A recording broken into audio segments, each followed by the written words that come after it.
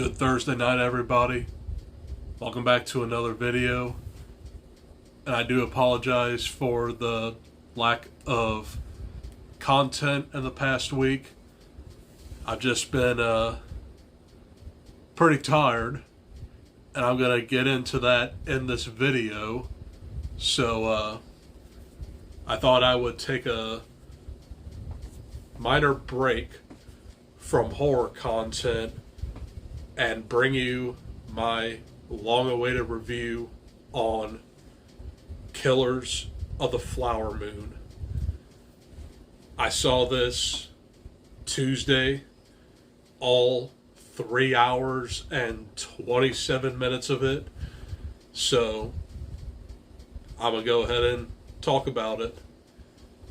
This is the new Martin Scorsese picture that takes place in 1920s Oklahoma, and it's based off of the nonfiction book of the same name by David Grann. And this tells the story of Ernest Burkhart and William King Hale. Ernest Burkhart was a cook that served in the Army during World War I, and he was brought back home to Oklahoma.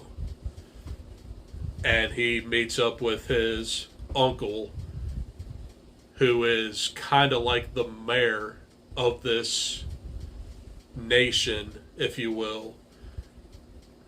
The movie really didn't get into like the town name, but I just know that it took place in Oklahoma. So this is a 3-hour crime drama about the Osage genocide.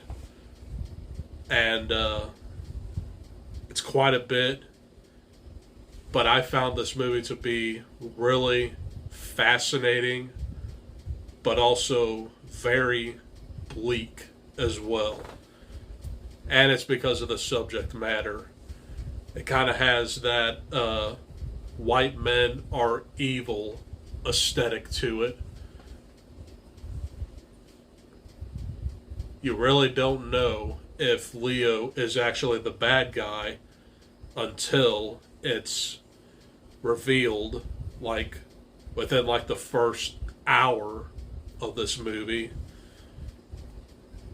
because his uncle is motivating him to kill Osage tribe people, and they're essentially after their oil money.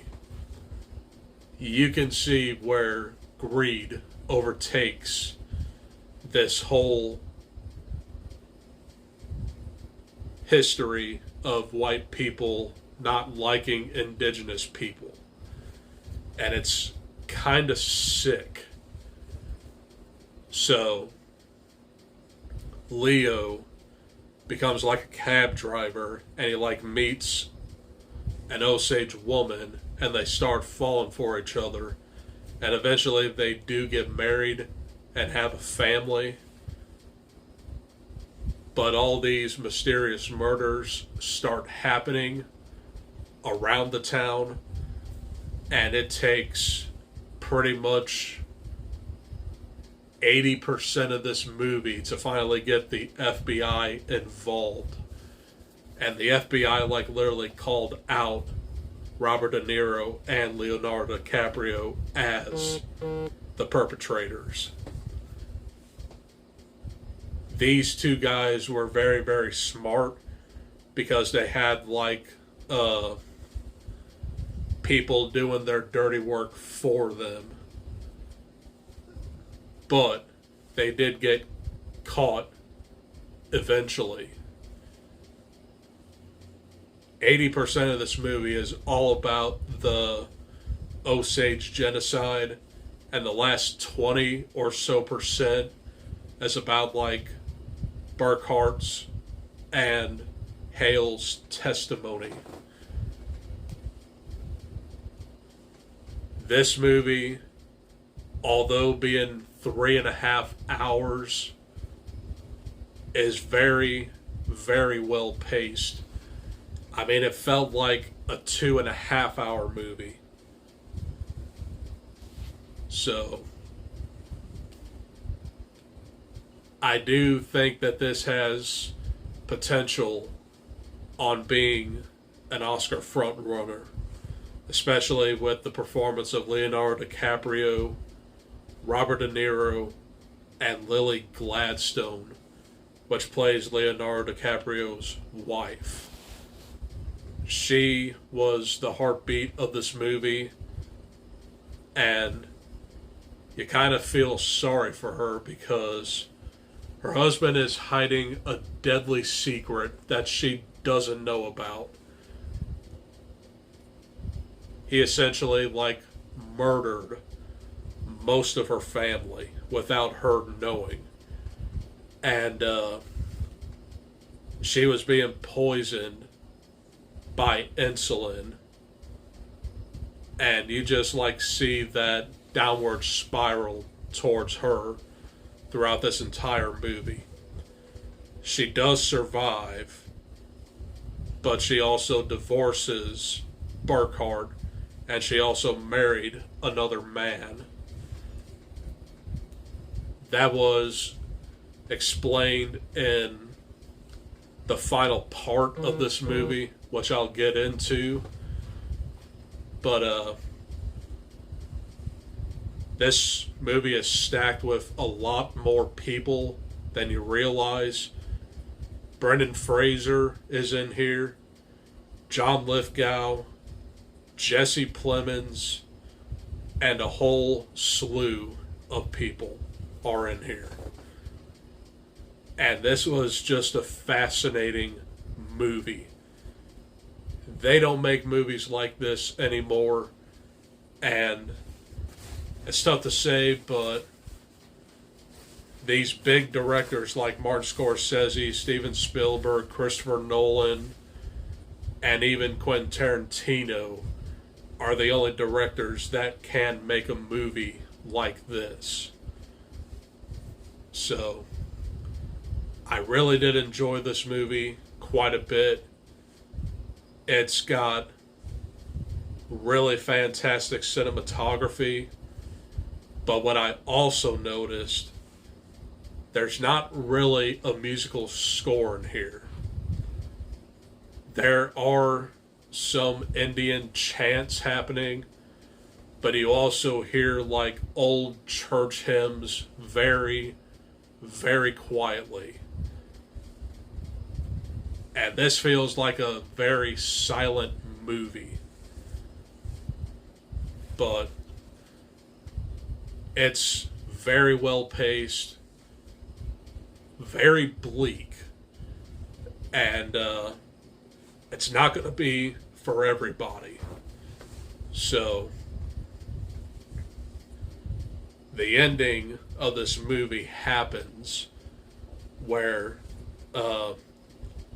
Ernest Burkhart comes clean about what he did to his wife's family, and it ends on a podcast element with a full orchestra, a host, a sound engineer, and you even have Martin Scorsese come out explaining the events of this movie.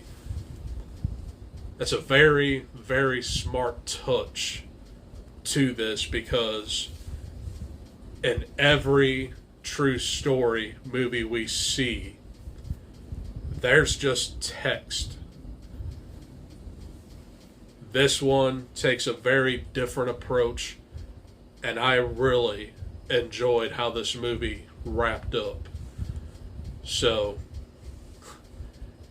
if you can spare 15% of your day, I would highly recommend this movie.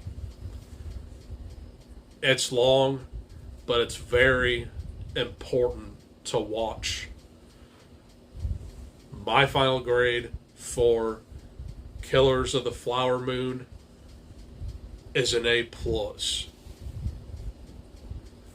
This is a perfect movie, and it is in the running for one of my favorite movies of the year. Will I ever rewatch it? Maybe, but it's not going to be very often. Those are my thoughts on Killers of the Flower Moon. Hope you guys enjoyed. And my next video tonight is going to be my Conjuring dual review. So, right back in to horror. Alright guys, I'll see you guys in a minute for that video. Adios. Peace.